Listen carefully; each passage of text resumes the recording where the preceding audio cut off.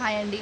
కొంతమంది చుట్టాలు ఎలా ఉంటారో అసలు ఫంక్షన్స్కి పిలుస్తారు.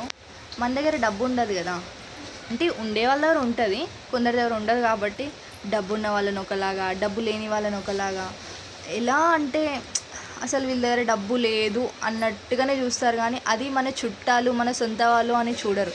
ఫస్ట్ కావాల్సింది డబ్బు. డబ్బు లేనిది మనకి విలువ లేదు.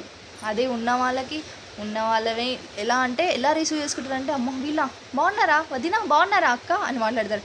అదే మన డబ్బు లేని మనం వెళ్తే, బాగున్నావా, ఎలా ఉన్నావు, ఏమైంది, ఏమైనా సంపాదిస్తున్నారా, మీ ఆయన వెళ్తున్నాడా, మీ ఆయన జాబ్కి అని మాట్లాడతారు. అదే వాళ్ళు వస్తే, అమ్మో ఆఫీస్లో బాగానే వీకెండ్ దొరికింది మీకు, బాగానే వచ్చారు మీరు అని మాట్లాడుతూ ఉంటారు. అట్లా డబ్బు లేని వాళ్ళని ఒకలాగా, డబ్బు ఉన్న ఒకలాగా కదా అండి. ఇలాంటివి మీకు కూడా జరుగుంటే కామెంట్ చేయండి మళ్ళీ.